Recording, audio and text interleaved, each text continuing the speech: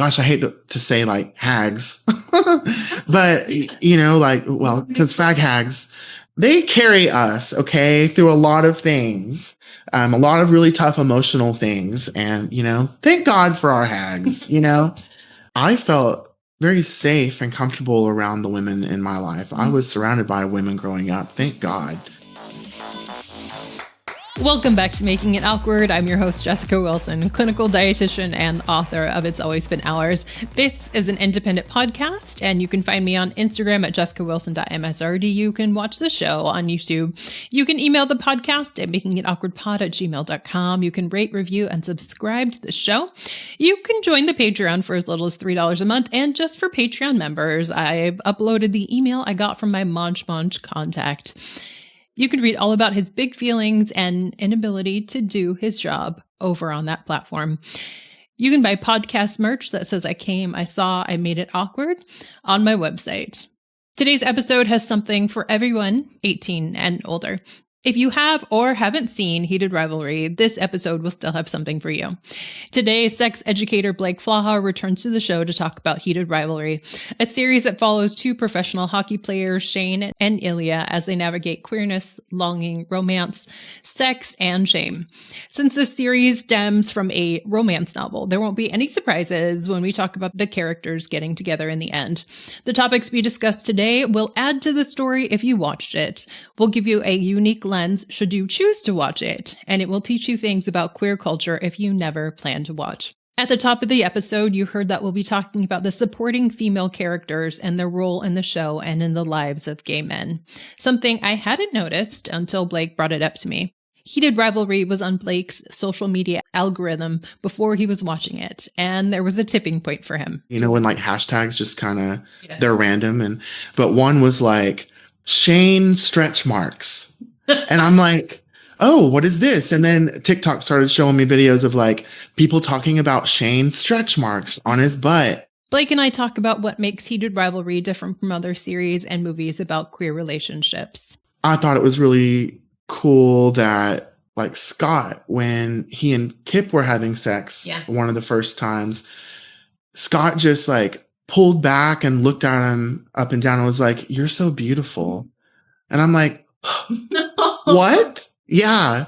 Just like those nuances, like romanticizing queer sex. You don't see that. We both share our coming out stories and what gay men have said about the plot lines of being closeted. One critique of the show that I have read is, I've heard some queer men particularly write about why are we still talking about being closeted? Why is being in the closet still our barrier that we're representing, that's being represented in the media?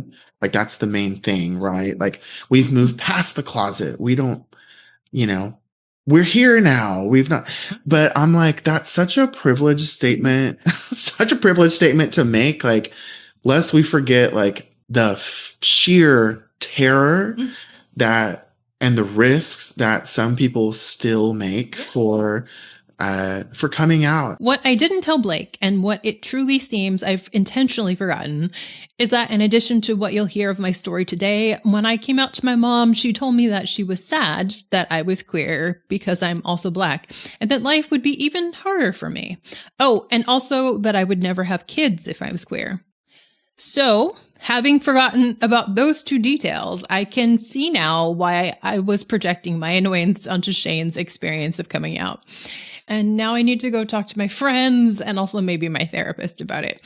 Anyhow, Blake and I get into body norms for gay men in this episode and close out by briefly talking about bottoming. Representation. Okay. Knowing or seeing that Shane was an active bottom. Mm-hmm. Okay. Shane was hungry. Like, he wanted that. And that was cool to see. And if you think I could get through a Making It Awkward episode without connecting it to Make America Healthy Again, you are mistaken.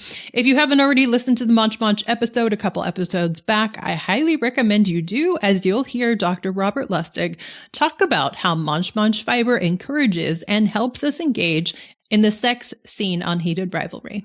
You get to experience the full-throated pleasure. And with that, let's get to Blake. Blake, welcome back to the show. So glad to be here. Thanks for having me. Absolutely. At the top of the episode, this is going to be an adults only episode. Yes. Topics, language, all of those things. If there are children present, I would say it's time for them to put on Bluey or something else like that. Enjoy themselves. When did you start watching Heated Rivalry? Yeah, so I was not an early adopter. It took me a minute. My algorithms did their thing and I learned about it from some friends who were watching it, but I'm not really into fiction, so I wasn't super into it. I'm just like, oh, a gay romance. Like I never watched Red, White, and that gay one. And then I didn't watch, there was another one that was gay and romantic too that I never watched. So I don't know. It's not my thing. But once it really started picking up and everyone was talking about it, I was like, okay, I can't be left out of this conversation. Yes. So yeah, I think it came out like late November, maybe like around Thanksgiving. And it was the week of Christmas and we're on the West Coast. So we got it like at 9 p.m. on Christmas night. Okay. Because it was midnight for the East Coast for the last episode. So that Monday of that week, I watched all 5 episodes so that I could be ready to watch the final episode. And what'd you think?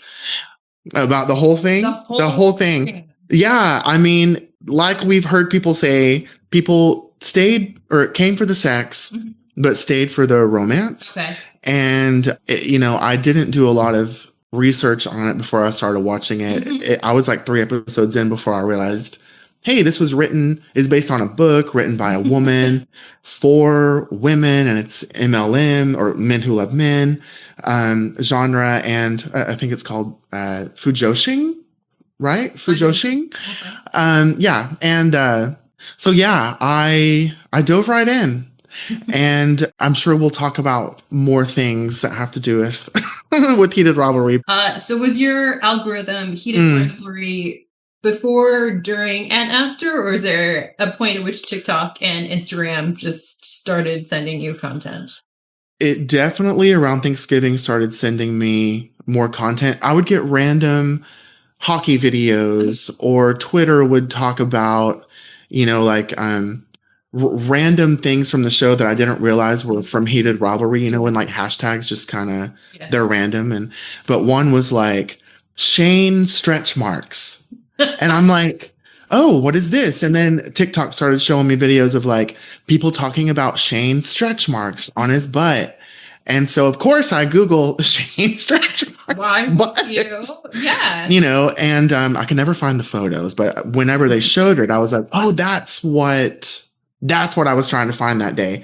So like little bits and pieces of the show would come across my screen and on TikTok and Instagram before I watched it. And they were they were all sex related. Okay. So yeah. Did you expect the sex to start in episode 1? Like even the first half of episode 1? Of course. Yeah. I expected just most of it to be sex, actually. I didn't know that it was going to be romantic. I didn't know love was going to be involved. I'm not used to seeing that as a queer man. Really, it's all just like, they meet and they pound it out and they say bye, but, as it went on, like, certain things would happen in the show and I'd be like, am I crying? I'm crying. Like this, there were a lot of really beautiful moments that I hadn't really seen before. And I was really surprised that so many people seemed to be really into it, no matter who they were. Yeah. I mean, I'm in a bubble of like, queer people anyway, but even straight dudes are talking about it. And, No, I don't know. Go back there for me. So straight dudes. Yeah. So I guess I don't know what they're all saying about it, but I will see TikTok videos of like girlfriends filming their straight boyfriends watching Heated Rivalry for the first time, or like they'll show them like the shower scene whenever it was kind of a cruising situation and Ilya is like starts like jerking off in front of Shane, trying to get him to do stuff. But there was one video of a dude, of someone's boyfriend, like, oh, it just kept escalating. But the videos I saw like that, like most people just seemed cool with it.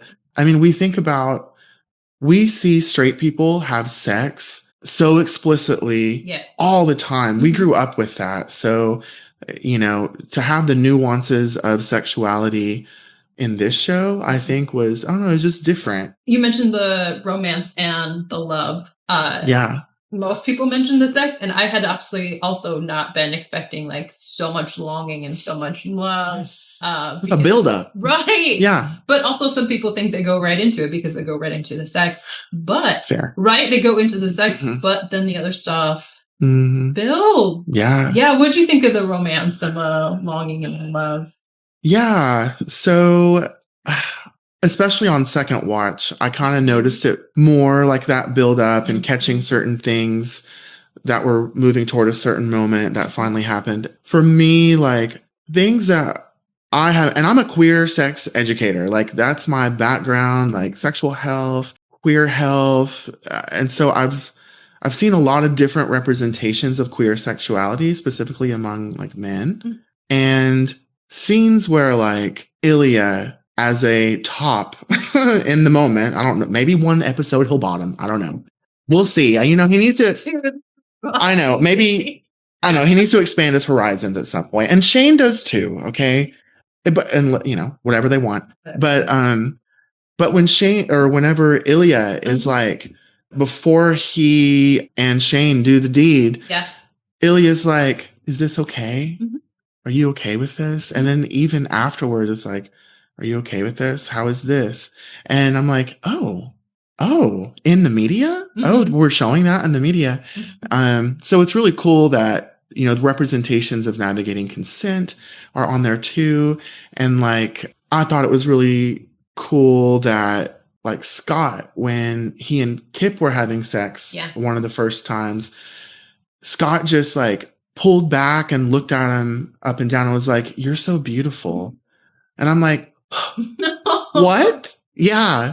Just like those nuances, like romanticizing queer sex. You don't see that. Yeah, you don't see that.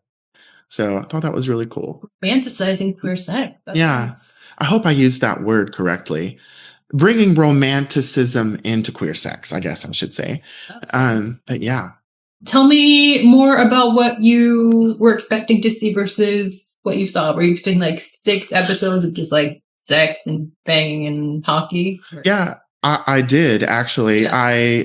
I expected there to be, well, for one, I didn't expect the timeline to be so friggin' long, which we'll get to that in a minute because I think it's really unbelievable and it is what it is. But no, there's too much. I wish the episodes could have been longer to show some more between the years. But yeah, totally thought it was just going to be sex, and that was going to be the main thing of the show. I'm like, okay, all this talk over this show from everyone in the media, it seems like it's got to be just controversial and very sexual, and that's why everyone's watching it. But then when you watch it, you realize, oh, like there's a story there, like really deep, intimate stories of coming out, family acceptance, being in a mixed out relationship and navigating that. And I thought it was cool seeing all of this from like the aspects of also being famous. That was cool to see, like rich and famous. Like obviously there's a lot of privilege that these people have as they navigate these things. But yeah, I don't know. It was really touching. Yeah. So I've heard from 2 folks, 2 listeners and guests, that they were really bored with like the first and also the second episodes. Okay. And I thought that was, at first I was like, yeah, it was curious. And then watching them all back, I was like, oh yeah, by episode 3, we end up getting like more complexity and queerness. And through the whole thing, the sex actually, the second time around, was the least interesting part of it. Totally. Yeah. It was more the longing, the romance, the side friendships and things like that. Absolutely. Well, and even between the meeting up, like I'm talking specifically about Shane and Ilya, there's that one scene where, of course, they've hooked up a couple times at this point, and then they meet at like an award show or something, and they finally get some private time in the bathroom, and Shane's like, "Oh, you haven't texted me for 6 months." And I'm like, oh, he's down bad. Like this is more than just sex. Like, and you can see Shane really wanting that connection and Ilya still kind of being more about the sex. Yeah. It was a much slower build for Ilya than Shane. And I noticed that the second time watching it. Like you could see that Shane was much more emotionally invested from the beginning. Yes. Yeah. On your second watch through, were you surprised at what you saw that was different, or were there things you hadn't even noticed the first time?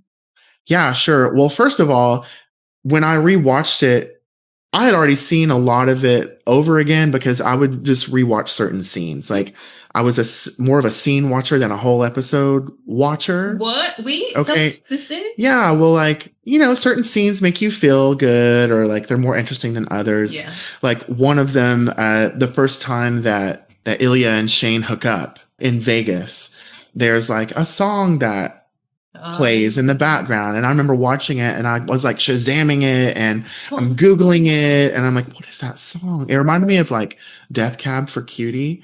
It wasn't, but also it was just released. I have that song now because I guess a lot of people wanted it. So I watched that for the song, and then also to watch the sex again, and like especially in preparation for this episode, like noticing how they for lack of a better term, like come together. Yes. And, or like even watching, of course, the hockey, like the hockey game Kiss. Oh, yes. Oh my God. Which I know that's like a universal experience. Like, of course, everyone's going to want to watch that one again, right? But the song that plays during that, I can't listen to that. When it comes on, I'm like, okay, like, I don't know. Another reason to tear up, right? But yeah, definitely noticing again that buildup of like, oh, there's been this thread of longing and romance since the beginning. Because I think when you first watch it, because you hear about the sex, you're more just waiting on that rather than paying attention to the little things that make it more about love and romance and longing and all those complications. Yeah. I was definitely in it for watching the sex. And yeah. I think maybe how the first 2 episodes could be boring or more boring because that build really does happen over 6 episodes. And episode 3, no spoilers here, follows a different couple. Yes. Who had like such a different relationship, which was also great. 2 drastically different representations of gay relationships, which I really appreciated. I wasn't a fan how they went from like just Shane and Ilya for 2 episodes and then we like a wholly different couple. Yeah, I was confused. Like, where are we going? Yeah. But I'm glad. Otherwise, 6 episodes of just the 2 of them could have been a little much, but yeah, I loved it. Yeah, me too. And some of it obviously is cliche, like especially with Scott and Kip, like, oh, you're on a jog and you go to the juice bar and then they're, they flirt over like a smoothie and do that banter. But like, I was okay with it because it was cute, and then they like harken back to that whole juice thing or smoothie thing with like the socks. Yes. He was wearing the socks. Oh, so I gasped when I saw the socks too. But yeah, I just wanted to add, because yeah, it does focus on Shane and Ilya and their thing. But then there's like this, another episode or 2 dedicated to Scott and Kit. But doesn't Scott mention in the smoothie bar that unofficially there are other queer players? Or did I misunderstand something? I'm just like, yeah, I would have liked to have seen at least knowledge that there were other queer people that they were looking toward. Do you know what I mean? Like in hockey. Or other sports. I don't know. Yeah. Maybe they'll, what if they knew a gymnast or something, or a figure skater? Sorry to stereotype, but. Well, that's who they mentioned Yeah. in Russia, in the Russian Olympics. The figure skater. And then the third guy, I'm sorry, name I don't remember, was like #brave for coming here as a gay dude in Russia. They did. You're right. Yes. How did I forget that? You're right. It was a lot. Yes, no, I know. Yeah, because they were getting breakfast and they were talking about that at like the diner. Yeah. Yeah. And we got twice that scene because the first time around we knew that Shane was thinking about being gay in Russia, but we didn't know that Scott was thinking about it at that time. Yeah. So wild. Well, yeah. Mm-hmm. I really appreciated moments like that. Yeah. That was nice. I agree. The time travel was something. Yeah, it was a bit much. It was a little bit of whiplash. Yes. But also felt like I'm sorry. I know like they gave the code names in their phones, as they were texting, like Jane and Lily. Jane and Lily, yeah, exactly. Just like the amount of time, because what was it, like 7 years, 8? See, I've heard people say 10 to 15. 10 to 15. On this last run, did I realize it was 2008 to 2017 because New York won the cup in 2017, and that's what they announced. Yeah, otherwise I was like, when does this end? 2017. Okay. Wow, it ends in 2017. Okay. Did you know that? See, no, we had to do some serious like research on that, and we tried last time we were here, and we couldn't figure it out. So I'm glad you got that. That's so funny, but little too drawn out. Too little happened emotionally between the time periods. Yeah, like I'm sorry, it took 9 years of hooking up and texting constantly to realize you loved each other? Or was it realized? Or the like permission was there? Oh, okay. Maybe like internal permission. Yeah. Oh. I don't know. It's like say it to each other 9 years is a long time. Yeah, exactly. Especially to have, and I know we're going to talk about this, but especially to have other relationships during that time period. Like, how much did they text each other during their relationships that we didn't see? And like, did they talk about their relationships? Did they ever talk about meeting up between when they were already scheduled to see each other? Like if they're these, wealthy men with all these resources, like, and you're wanting to get it in with someone who just hop on a plane, Of course we could talk about like DL culture and all these, this stuff, but, Get down. Yeah. I don't know. There was more. It left a lot to be desired. I wanted to explore more. I wonder how true it was to the novel itself. If it was like in the novel, it'd be like chapter 27, like 2009. And like it made more sense in a book, but it surely didn't. And I also wondered if there was more buildup in texts in the book. The book is sold out, and like Libby is backed up for 17,000 years. So but I was wondering the function the text played, and if we got more in the book, and if it made more sense. Because you can text people from Russia. Like, how much were you texting them? Right. Like, I don't know. No, yeah, same. And I haven't read the books, for the record. I probably won't, to be honest. I'm not really into fiction, but yeah, I don't know.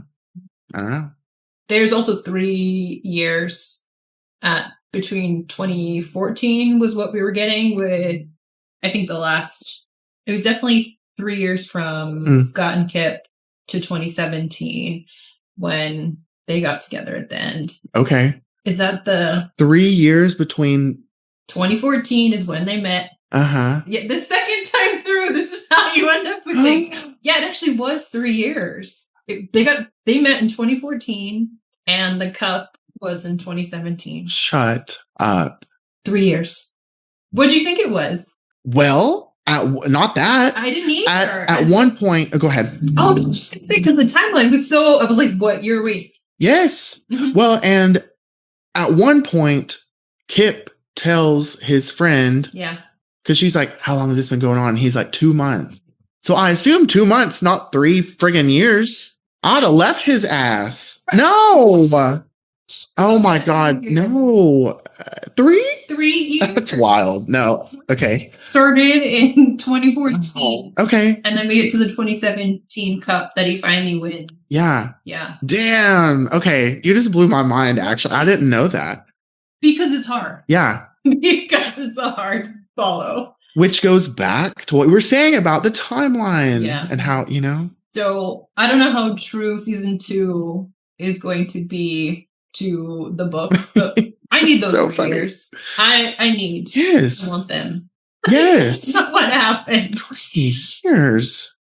Yeah. Yeah. Okay.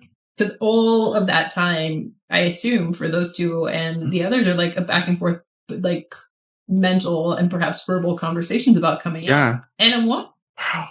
I know. Well, okay. So now I'm really processing this more. I'm like, at what point during those 3 years did that museum outing happen? In the first 2 months. Everything was that first 2 months. Everything was in the... Yeah. Episode 3 is like that 2 months. Yes. And all of a sudden, we're at the 2017 Cup.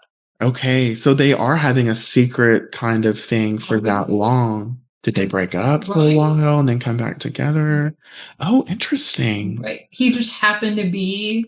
At the game? I don't know. Or were those his seats? You know what I mean? Yeah. Oh. I don't know. They stayed friends. Oh no. I don't know. Ooh. Okay. You got me thinking. More people I want. Yeah. I don't know. Or somebody make fan fiction. No, I'm joking. Yeah. So Kip was at the game with Elena, who was my favorite additional character. Okay, Elena. Yeah, I couldn't remember her name. Yes. Yeah. The one. She was cool. Yes, who was standing up for Kip. And had excellent one-liners. Yes. Who deserves to see the sun. Yes. Mm-hmm. Which, true.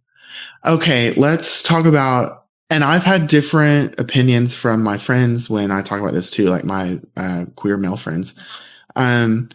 Was it any of Elena's business?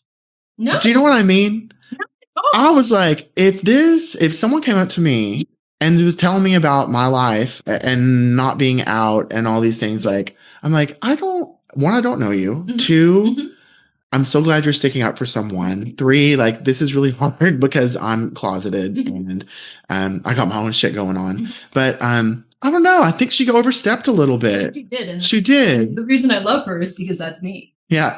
Oh, yeah. I would fight. No. Fight someone who was keeping Kip in the corner. No, absolutely. Absolutely. I'm glad it moved the story along. I'm glad that hopefully it made Scott's brain, move forward a little bit. But yeah, I was still just like, okay. Because that's the night that Kip went home. Yes. Yeah. He went home. So, I mean, I feel like that episode was like leading us to that conclusion. And did she overstep? Absolutely. Yeah. She's not a gay dude who is famous. No. Well, but interesting, and I'm sure we'll talk about this because we talked about this as we were prepping for the show, is like, as usual, it's the women who are doing a lot of this labor to move along this, queer love story for their gay besties, So I don't know. It's interesting. Well, obviously Elena, right? And then yes, Svetlana, specifically mentioning Jane at one point and saying him, like using a different pronoun, so that happened. And then obviously, Rose, Rose, which how does she not know? Well, I guess she did know. She did know, but it took her a while and they fucked. So I don't know. But she's like, you know what? I'm going to do this anyway. But even like with Shane, that dinner scene where he comes out to her basically, and she's so kind and understanding. She's like really great about it. And she helps him process. But it's almost like she knew the whole time and she was just waiting on that moment. Do you know what I mean? Like she was doing him a solid. But also, like, again, it was kind of unbelievable that during that dinner scene with Rose and Shane, that Shane would just, yes, I'm gay.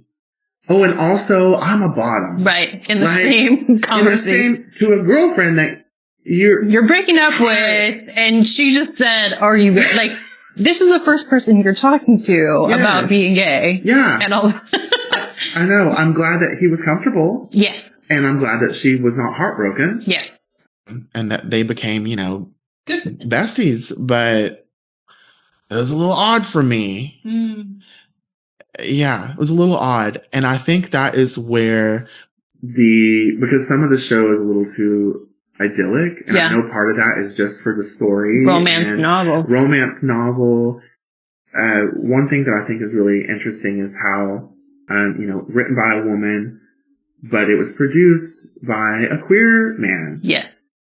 Produced and directed by a queer man. And so I think that's how it's how it spoke so true to actual queer lived experiences among men, because I think there's some stuff that could have gotten missing if it didn't have a queer director. And I don't know how true to the book, obviously the show was, but when I learned that written by a woman, directed by a gay man, I'm like, oh, okay, I bet that really helped with the representation, right?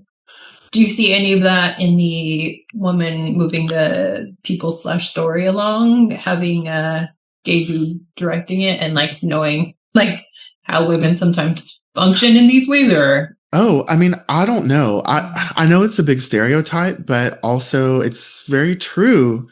I felt very safe and comfortable around the women in my life. I was surrounded by women growing up. Thank God, coming out to my girlfriend at the time, not girlfriend, a friend who is a girl. Although, well, that's a different episode. But of having gosh, I hate to say hags, but because fag hags, and I'm sorry, some people aren't comfortable with the F word. I'm okay saying it in a reclaiming kind of thing, and kind of I could say it, but maybe someone else can't. But and hags, obviously we don't totally like that word, but that's the nickname. Yeah. That's the name, fag hag. So they carry us, okay, through a lot of things, a lot of really tough emotional things. And, thank God for our hags, Can you share a bit more about that one? I think that one's the pretty important one for folks to know about. Do you have anything to say about fag hag? Yeah.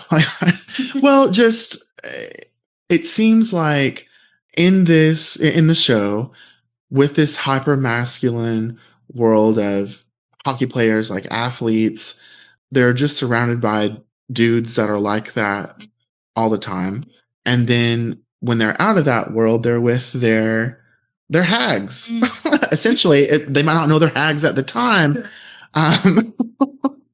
But yeah, they rely on them, and they build them up, and they are there to lean on and move their story along.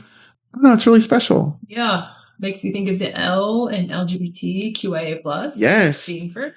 Always. Yes.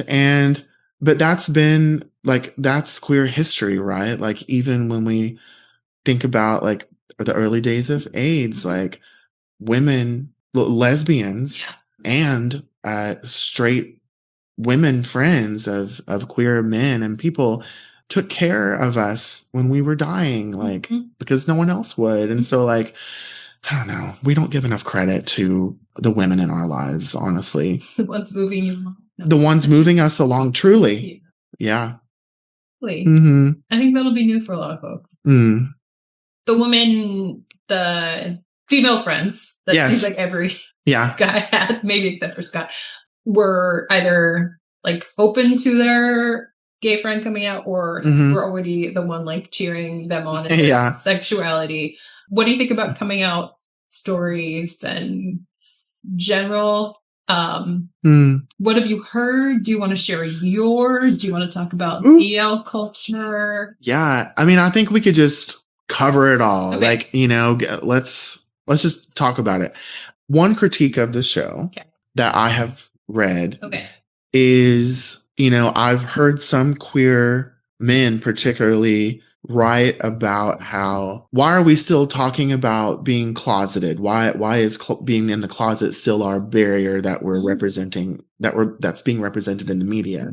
Like, that's the main thing, right? Like, we've moved past the closet. We don't, we're here now. We've not, but I'm like, that's such a privileged statement, such a privileged statement to make. Like, lest we forget, like, the sheer terror and the risks that some people still make for coming out. And so, like, I didn't come out to my grandma because she was my rock. I didn't want to risk it. I think she would have been okay with it, but I did not want to risk that because I wouldn't have had that. You know what I mean? And so I think it's unfair to say, like, oh, we've moved past the closet. And also with this romance story, it is a lot of queer men's experiences that to be in a mixed out situation or relationship, or, oh, I've been in love with my straight friend, or, XYZ. So I don't think we have moved past the closet. It's still really important for that to be represented, and I'm glad that it was. So side note, just thought of this, like, people come to the US to escape, like, the violence that they're experiencing. Absolutely. We could go a lot of places with that, right? Yes, we can. Whether or not the US is safe. But we will just remind people that clearly we are not beyond that conversation if people have to flee their own country because they're queer. Well, absolutely. And that, that brings us to Ilya being from Russia. And he touched on, like, oh, I can't come out back home because whatever. I wouldn't be able to come back. I wouldn't be able to come back. Yeah. So I was also, when we think about timeline and how quickly the story moves along, I'm surprised that that one episode, he could have such fear for being queer in Russia, but then, like, the next moment be totally okay with coming out. So that seemed to happen too fast, especially after his dad passes, especially knowing that his mother's grave is in Russia. Like, he's just risking not going back. So did he want to come out, or did they set up that whole, like, scenario? Thing to be secretive about it still? Yeah. Oh, you got me. But yes, still Russia would. Yeah, he wouldn't be able to go. No, he wouldn't be able to go. I wish they would have explored that more. Hoping there's more exploration in season 2. I have so many follow-up questions. Yes. We'll have to do another one. Yeah, so 4 different varieties of coming out stories. We didn't get Kip's, but I think this is a good opportunity to talk about the differences in dad representation. Yes. Dad representation. Yeah. Yes. Yeah. So Kip's dad, delightful. Yeah. Delightful. Also gay? I don't know. Already knew his son was gay. I mean, I assume. Yeah. Oh, totally. We love him. Right. Loved him. The way that their, like, masculinity was, like, I don't know, how would you describe it? Like, hypo masculine? Is that what people say? Yeah, like Kip's dad? Yeah. And they would say they loved each other. They would hug each other, cry. And his dad would demand that. Yeah. And it was just, like, normal for them to. Yeah. 2 men saying they love each other. Yeah. A dad hugging his son and wanting to show affection for him, and, like, I miss you. Yeah, all these weird about it. Exactly. Like, I can see that making some people uncomfortable. Dang. I mean, really, even throughout the show, I mean, even I had some things that were like, this dad, this is a lot. Yeah, but I just think people aren't used to that. I don't think, especially queer men, are used to their fathers showing them affection it's like, no, we are men. We do not touch. We do not say, I love you. And I don't know where that comes from, but yeah, I think that was very interesting. But it was refreshing to see a emotionally invested and attuned father. Yeah. Yeah. What did you think about Shane's coming out moment? Oh my God. Well, we're not going to cry. Okay. We're not going to cry. Okay. No. I thought it was really beautiful. Obviously, it was a really beautiful moment. And, for me and many other queer men that I've spoken to about this scene, I think it's cool that it portrayed, I think, what we would all have really wanted, to have this fear of telling our mothers who we are, which again, the women in our lives, right, who we might relate to more and get that emotional connection from and that affirmation. Just like I said with my grandma, I didn't want to fuck with that. So I just chose not to. And I regret that now. But for it to be such a high stakes thing in Shane's life, to show a mother that, one, apologizes that he felt he couldn't tell her, or that she somehow made him not be able to tell her, and then to just say, it's okay, immediately. I don't know. It's not everyone's experience, and I think that's another reason why, it is fantasy in a lot of ways, unfortunately, but even though I know people do have that coming out experience, we're at a different place. Not everyone is at that different place, though. And so, yeah, I don't know. It was really special. And I almost felt a longing or a jealousy when I watched that. I was envious of that. And part of me was internally eye rolling, So I don't know. There was a lot of feels there. Let me tell you that I was internally eye rolling for a different reason. Oh, tell me. That was my experience. Exactly. I knew exactly what was happening when Mom went outside. Literally. Yeah. And the reason I was eye rolling, watching it was beautiful and wonderful. And being able to put myself in that position where I have so much emotional buildup to getting to the place where I am able to say this terrifying thing that could have possible ramifications. Sure. And then my mom is the one crying. Oh. and granted, I've actually said, and I know that this is a good possible outcome, a grand outcome. But then all of a sudden I'm comforting my mother. Yeah. Yes. Which is. You're are you queer? Right. Yeah. Wait, what? And now I'm feeling bad that I couldn't trust you, but I didn't. It wasn't that I just wasn't granted, on a scale of 1 to 10, 9.5 for how anything could have gone. Definitely positive, but I don't need to be coddling you because I'm queer. But to turn and I fully, it looked a lot better on screen. Yeah. I was oh, this really is a nice thing. Now that I'm not being annoyed. Oh my God. No, thanks for sharing that. It's you're doing all this emotional labor for someone who should be doing it for you. You built years. Yeah. Months, years. You're I'm leading to this moment. Yeah. I am perhaps going to get cut off. Yeah. And now my mom's crying. Yeah. But still better. It's not bad. It's just one of those damn it. Yeah. This was, No, that's real. It was silly. It's silly, but I knew it was wild to know exactly what was happening. Yeah. Totally. Well, no, that is fascinating. Can I tell my mom coming out story? Yeah. Okay, it's a little fresh. But so my little sister had just passed away from cancer after a year. She was 17, Regan Arnold. And we were in Cincinnati. She was at Cincinnati Children's. But sometime after she passed, me and my mom went to a cheesecake factory. I'm like, well, I'm going to have my, barbecue sandwich, and then I'm going to get a slice of cookie dough cheesecake because that was my favorite. Mm-hmm.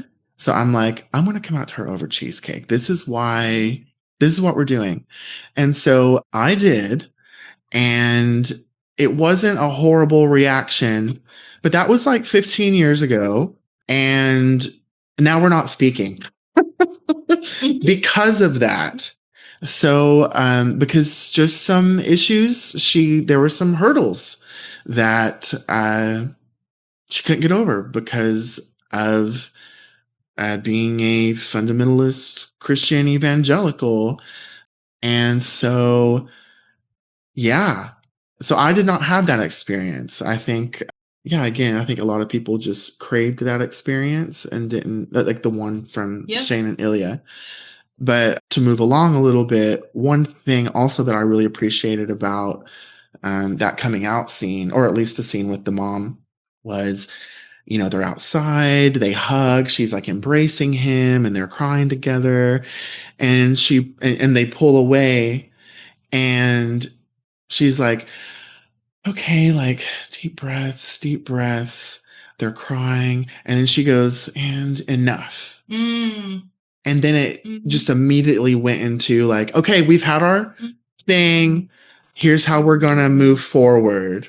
Yeah. And I thought that was I just really loved that. That's what she did. Enough.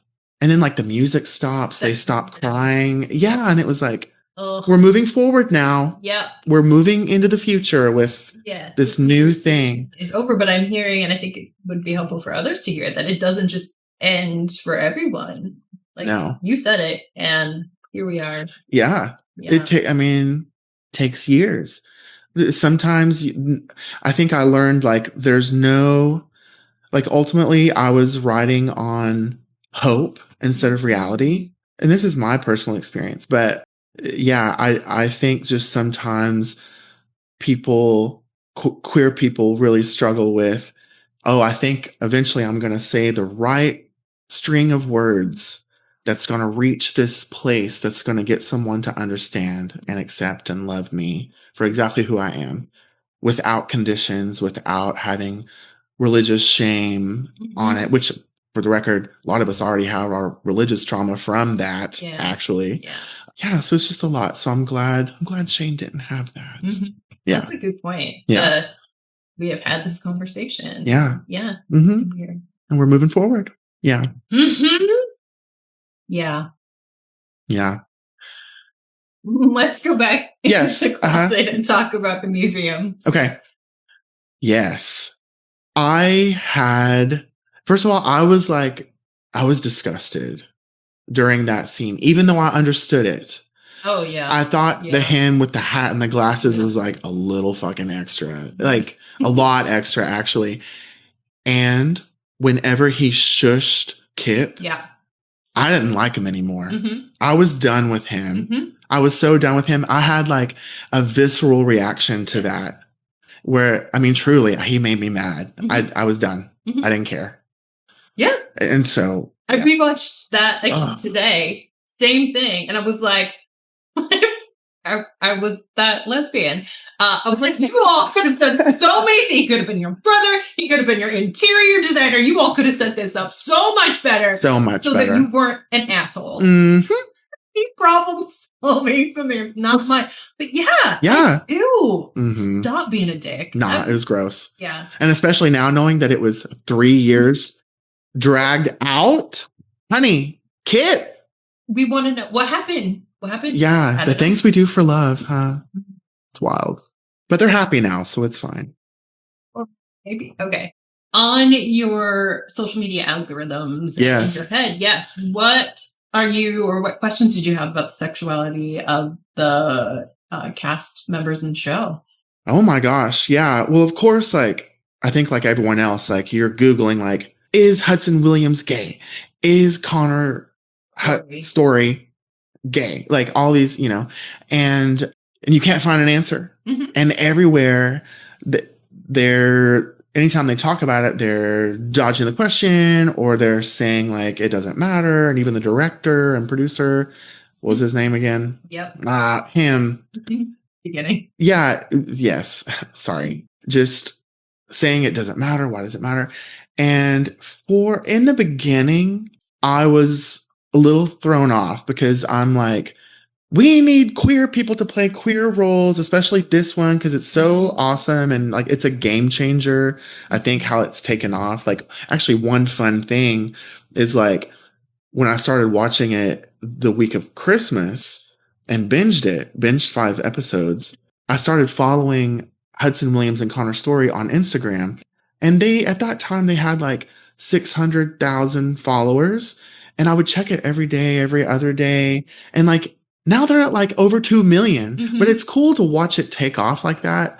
So it's cool to see people not care, I think, about their sexual orientation at the end of the day. Some people still will, and that's fine. Like I said, I did in the beginning, but I think over time, I'm like, I don't care. It's a story that we needed, and it is what it is. We can't have representation for absolutely everything. And even if they were both straight, like they did a beautiful job and they're not distancing themselves from queerness. When I've seen them talk to the media, they are like, I mean, they're still like very homoerotic and they're very, they make fun of like the sex that they've had and they don't seem to care. They're not putting any kind of shame on it. Even though they might not be telling people. I think they've just really navigated it in a beautiful way. Yeah. Yes. I tried not to Google that because I didn't know. If at the time that's it was fair. going to break my heart or not. But no, I feel 100% the same as you. And all of this makes me think of, questions of representation. But Jonathan Bailey, sexiest man, hottest man. I don't know what year it was in People magazine. Anyhow, Bridgerton, Anthony Bridgerton. Yes. That was season 2, of Bridgerton. I never questioned or wondered if he was not straight or straight when he was with Kate. Like, they had a hot situation happening. Straight, looked so straight. Again, in Wicked, same. Yeah. So it's just like, like gay folks can be straight. And I don't know what the cast is here, but okay. Well, and also like it's called acting. Right. Acting. Yeah. I'm like, it's fine. Yeah. Yes. And sexuality is fluid. Sexuality is fluid. Yes. So who knows in what? Yeah. I'm okay with it. Yeah. I don't see me going for, women anytime soon, but yes. Your sexuality maybe more fixed. Not like mine's pretty fixed, but missing out. I'm just joking. Been there, done that, not doing it again. Another episode? What's that? Oh God. Speaking of Jonathan Bailey and how hot objectively, or subjectively, depending on who you talk to. Yeah. Everyone in the show was hot. Yes. Yes. Like muscles. Everyone, yeah. I mean, I'm glad we're talking about this. This is also honestly a critique that I have of the show. Yeah. And I'm going to assume you do too. Like, not a lot of different body representation. I do wish that we were past that. Like, athletes, great. Like, professional athletes, I can understand that they were ripped. At least give Kip some love handles. Guy who works all the time, probably doesn't have, a ton of time to go to the gym. No. Yeah, he's busy all the time. He has like 12 jobs. But yeah, I'm like, give him, he didn't have to be that ripped. But I think it would have been really great. And again, I can enjoy it for what it was, right? We can enjoy it for what it was. And I wish there would have been more representation when it comes to bodies, or at least discussion about it, or I don't know. I do, again, we already talked about Shane's butt stretch marks. I like that it showed that. Yeah. But I don't know. For queer men who are using this show as an escape or some kind of like even people who aren't out, who want to go out in the world and experience what these men were lucky enough to experience in the show. Like, and nobody really looks like that. And so, I don't know. Especially when we talk about the toxicity of queer body image, particularly for men, like no fats, no femmes, no Asians. well, yes. All these different layers to that. And also, let's see. Well, what about different race representations? So Shane was, white and Japanese. Billy's Russian. He's white. But then teammates. I mean, granted, hockey is a pretty white sport. Sure. But prove it. No, I'm kidding. the characters, the supporting characters. Elena was a woman of color. Svetlana was a woman of color. I guess Rose's friend was black. The side characters or supporting characters were the folks of color. Also, point of conversation like. Oh, what? Well, I mean, we also just talked about how they were the ones who helped move the story along, doing all this emotional labor, right? People of color and women doing emotional labor. Yeah, yes, of course. The body stuff with the athletes also, like, having worked with athletes and knowing that they are regular people, like, not all of them are, like, super lean. We'll just say that. Oh, sure. Right. Okay. You can be incredibly muscly and strong and still be a fluffy person. Totally. Right. So it was like, this like football players. Right. This was unnecessary. Like, even when Scott is running, you can see his abs in a shirt. Alicia also was like, no. Too thin. I mean, and that's not how athletes run, is how she thought about that.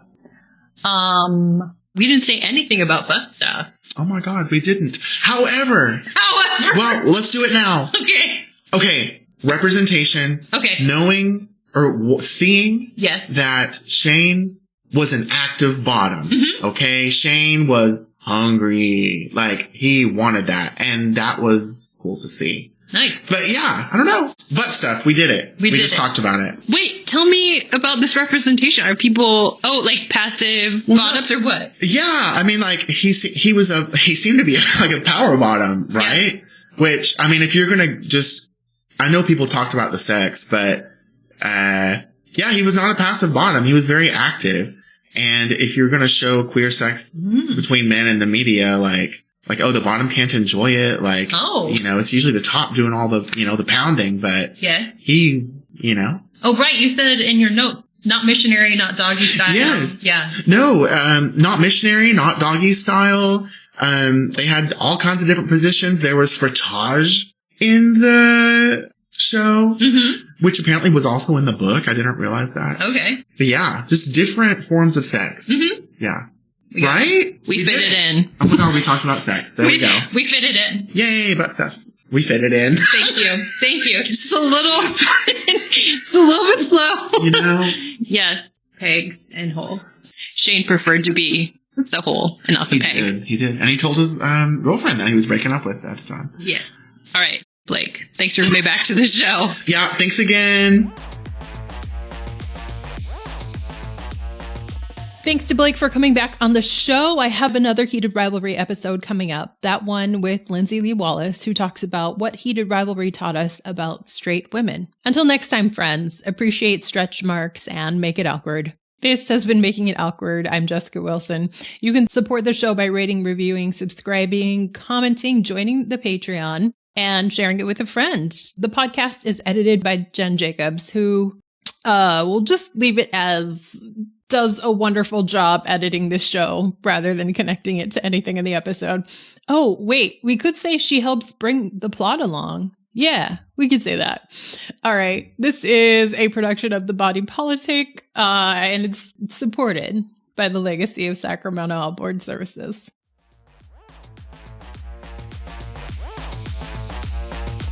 Well, so back to... or I don't know. I was just thinking of things. Let's go back in the closet. Yeah. Okay. Yes. Go for it. Huh? That was a joke.